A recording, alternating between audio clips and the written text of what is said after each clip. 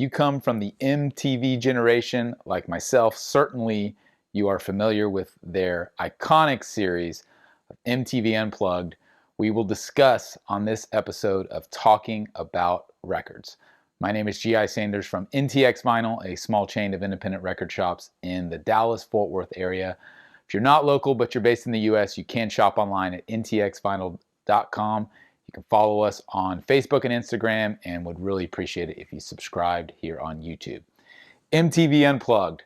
What a cool idea. I mean, I remember when this came out, it first aired in 1989.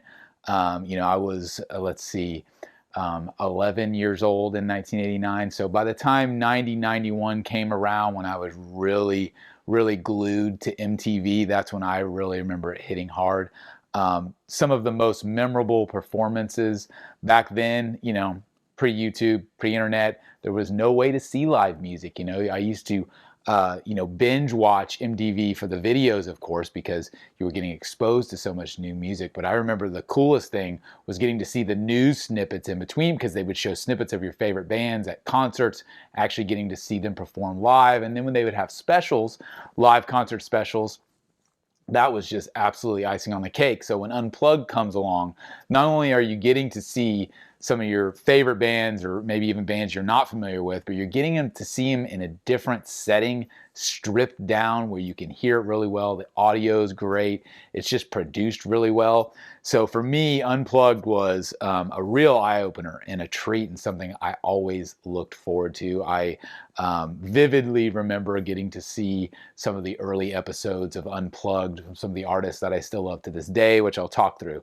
One of the things I have that actually serves as a really good resource is this book.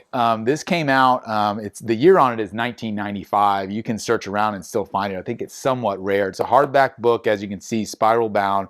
This says first edition, and it's actually a numbered copy.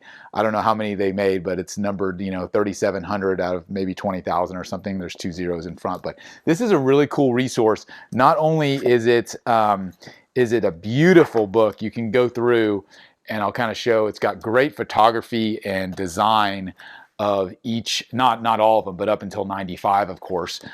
So, kind of the earlier episodes, but I will go through and kind of find, you can see how unique this is. It's also got a lot of context and kind of stories behind each of the episodes, of those earlier episodes. It's got behind the scenes from the producers of the show about how they were formed as far as the series in general, but then each episode is really unique.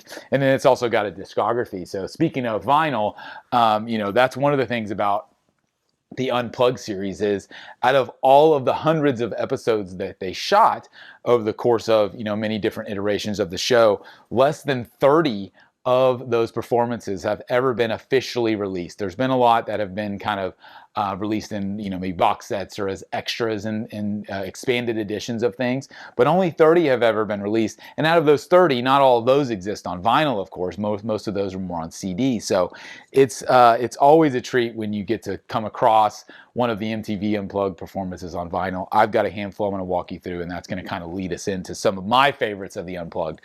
A lot of these I haven't seen in years. I would need to go back on YouTube and kind of check them out as I think about, I was looking over the list of artists that have done them. A lot of them I just forgot about. I didn't realize the Black Crowes did one, Stevie Ray Vaughan, Crosby, Stills, Nash, Elton John, The Cure, Sting. I do remember REM. I've got theirs on the shelf.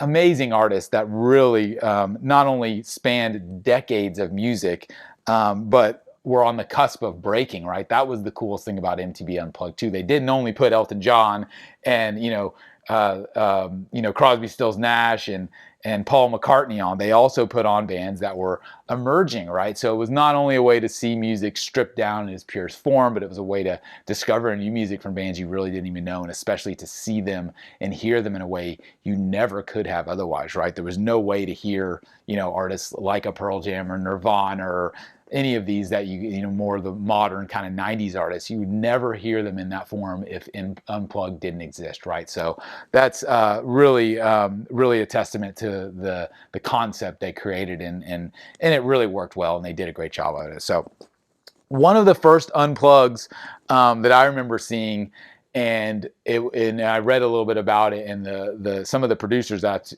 actually attributed the success of the show in the early stages, as far as how well it caught on, they attribute it to Sir Paul, right? And this is an album, I'm so glad it exists on vinyl. It's just called the official bootleg, which is essentially the Unplugged session. That's one of the things about a lot of the Unplugged releases. Some of them, they didn't call it MTV Unplugged. I don't know if that was a rights thing or they just didn't want to put the MTV brand on it. But this one specifically, as you see, it's Unplugged, the official bootleg. You know, the brand MTV is not on here. This is actually a really a sleeper in the catalog, and one that I didn't remember. It's an interesting track list. It doesn't feature a massive amount of Beatles hits. There's a lot of covers on this album, but it's really well done and a really enjoyable listen. It does feature, you know, We Can Work It Out.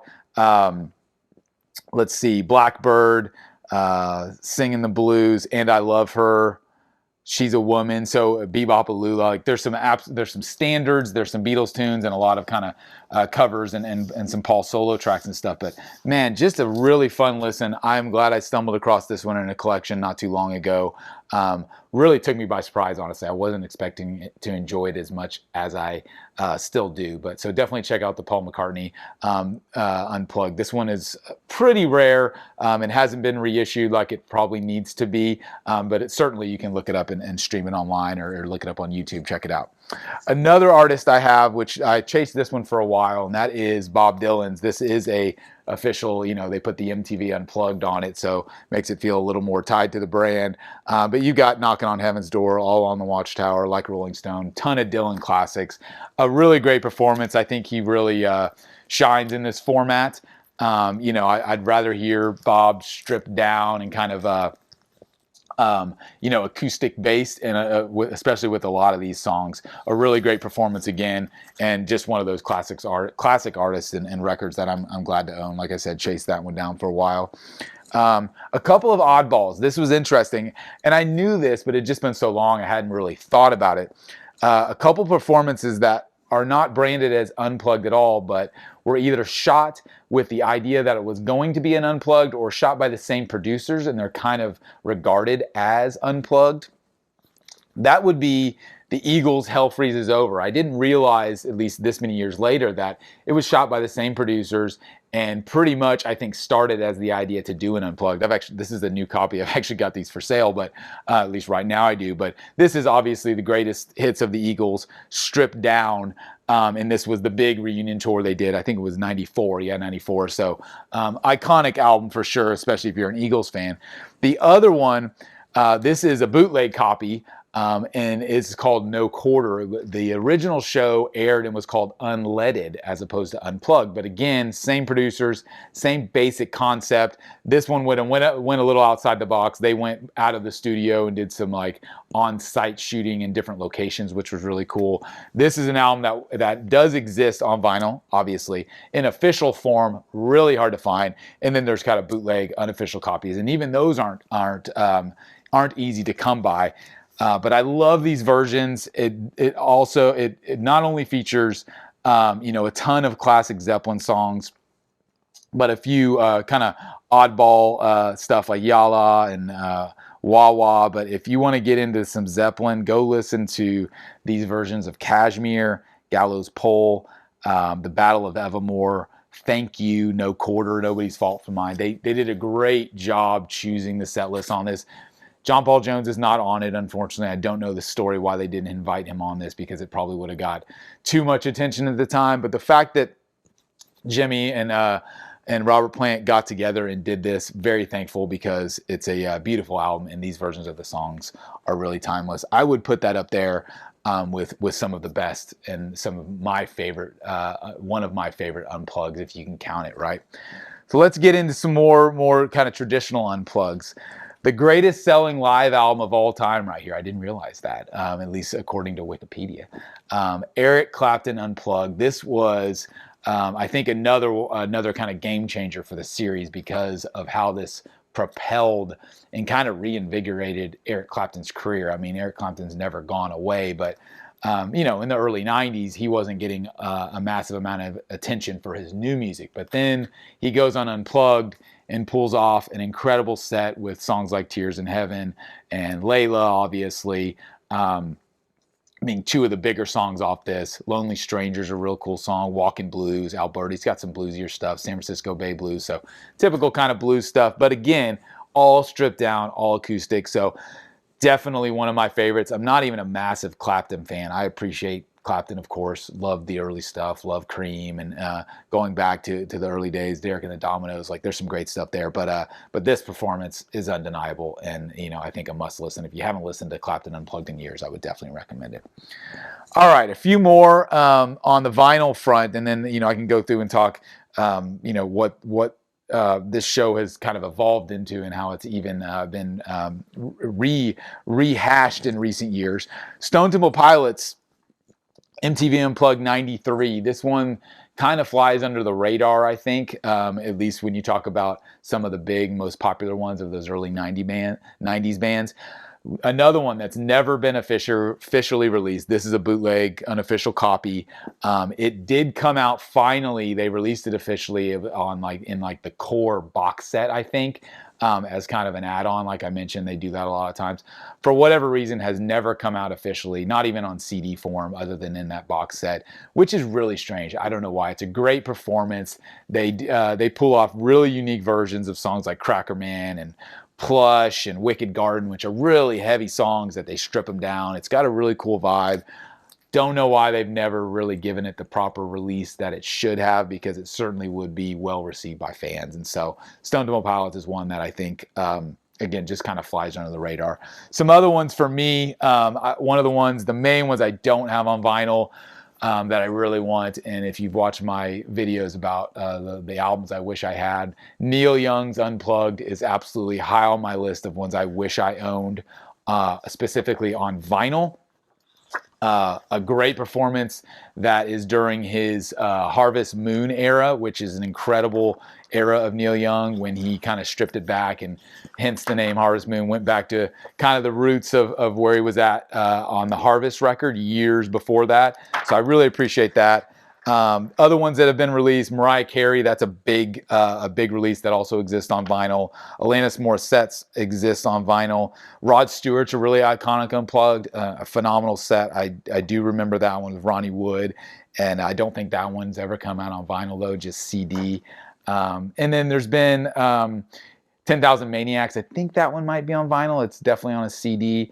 And then they released, Tony Bennett and some other more kind of well-established artists. It's just odd to me that a lot more of them were not released. I don't know if that was a contractual thing, or if that was the artist not really wanting to release such a stripped down format, which seems odd, because I know, being a musician, playing acoustic was always a joy when you get rid of the big amps and the loud drums and just strip it down to the acoustic based instruments, where you could actually really hear the vocals crisp, especially when it comes to louder rock bands, right? So I don't really know why a lot of them weren't released, and especially these days where record labels are mining back catalogs of these,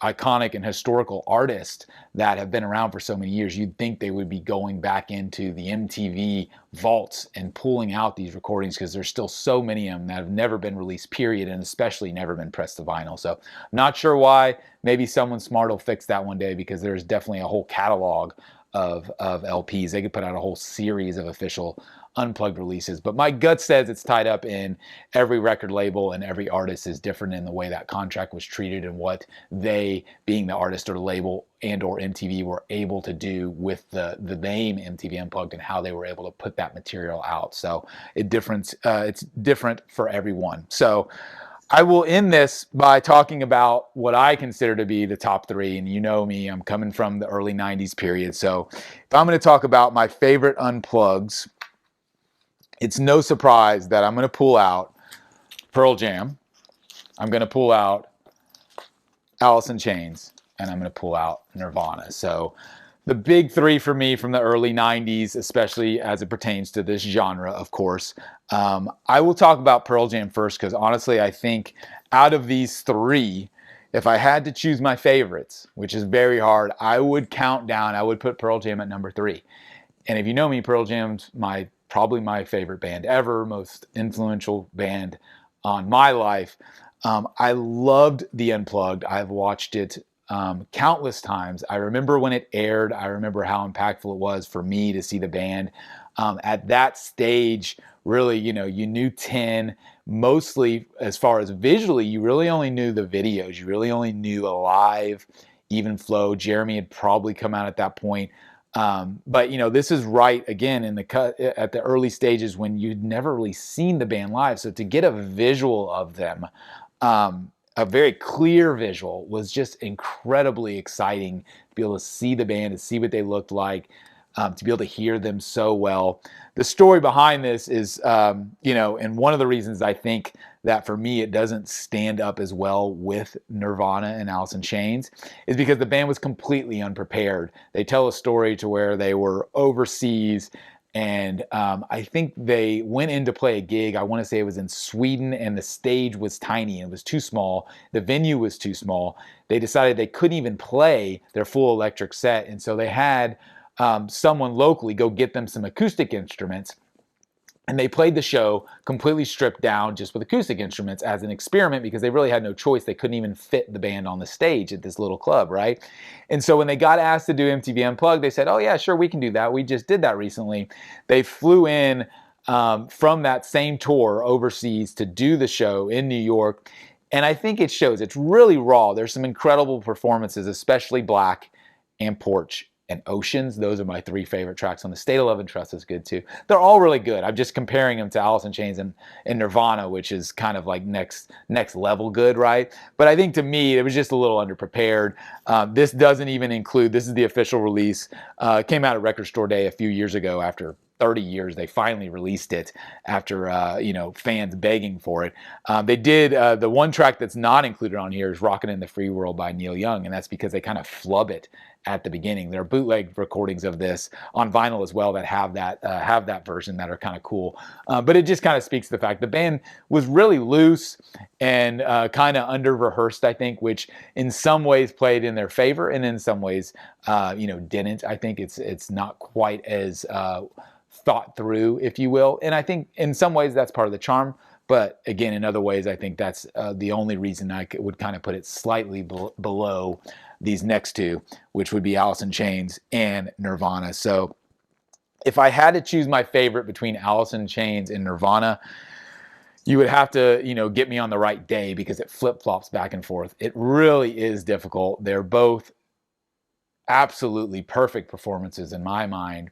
And because of the deaths of Kurt Cobain and eventually of Lane Staley, they're just timeless performances captured on video in a way that I'm just so thankful for. You never really got to see Kurt that up close or see Lane that up close. And the fact that you can go back and watch these or listen to these and hear the amount of clarity in their voice and how personable they are in these moments because it's just so quiet and stripped down.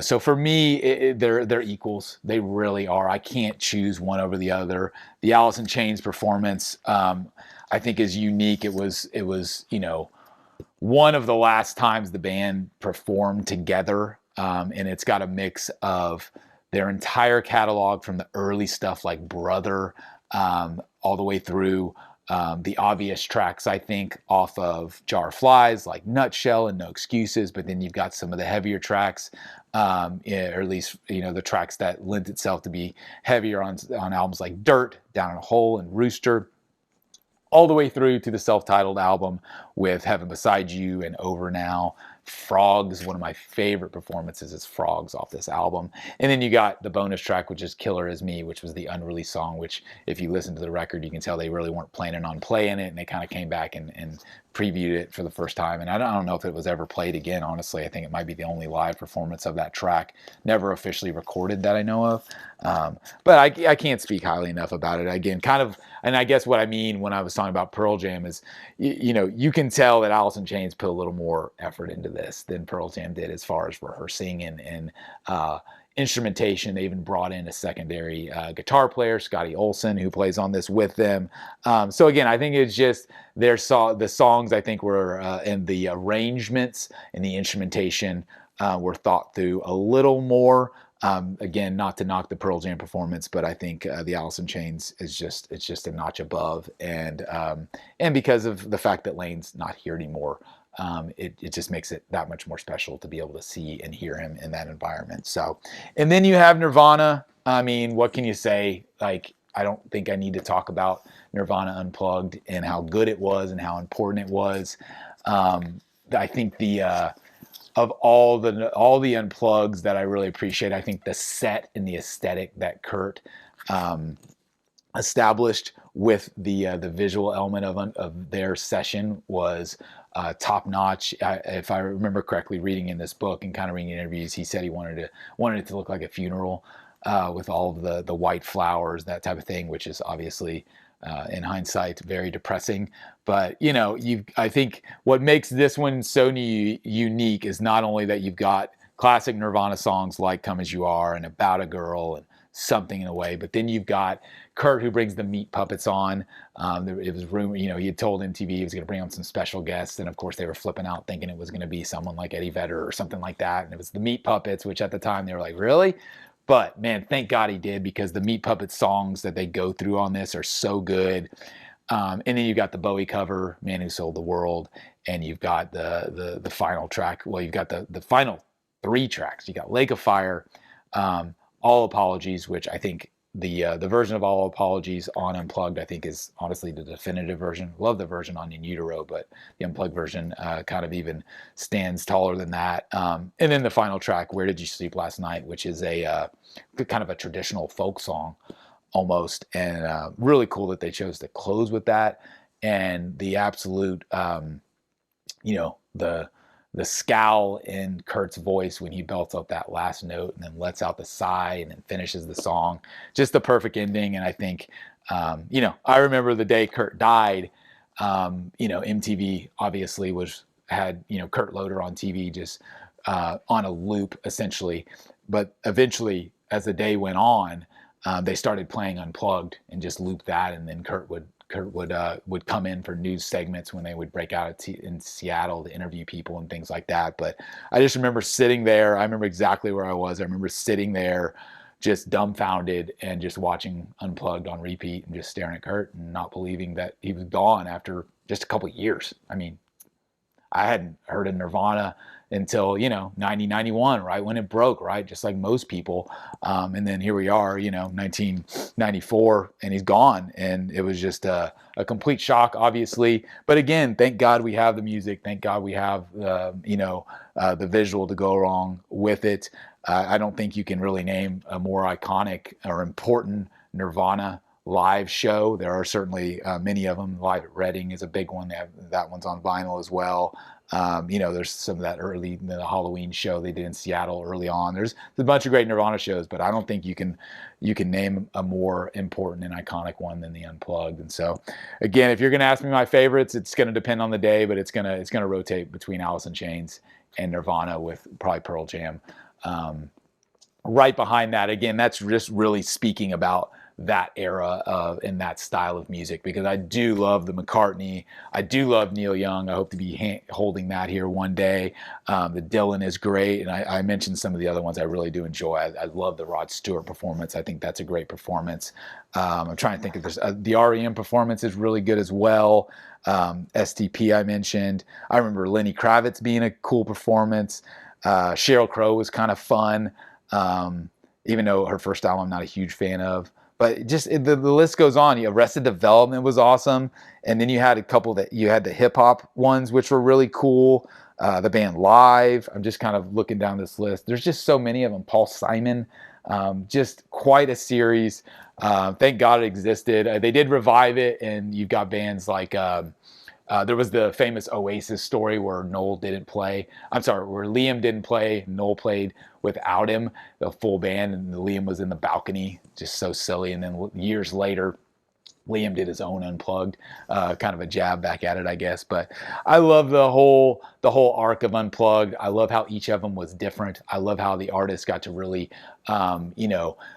dictate the setup and the stage, because it could have been really cookie cutter. They could have just run them in, run them out with the same stage setup, but the production and the thought that went into each of them, not only visually, but also for each of the bands, for the most part, did a really good job of choosing the track list that were going to make sense, and the instrumentation, and bringing in the right guest to really embellish the songs. I appreciated all that, and I think on the ones I really love, that's a big part of it, not only just because it's a band I like, but because of the thought they put into it. So that's my spiel on Unplugged. I'd love to hear your favorites. This is a highly debated topic. I see it all the time in different vinyl groups, especially between those last three I mentioned, the Pearl Jam, the Nirvana, and the Alice in Chains, and somewhat the Stone Temple Pilots, because again, those kind of are grouped together as far as some of the more iconic ones from that era of alternative rock. But love the series. Would love to hear more from you in regards to which ones I didn't mention, because there's a ton of them. So thanks for watching. As always, I'll pop some more videos up on the channel. Keep watching, and I'll keep filming more episodes of talking about records. Really appreciate it, and we'll see you next time.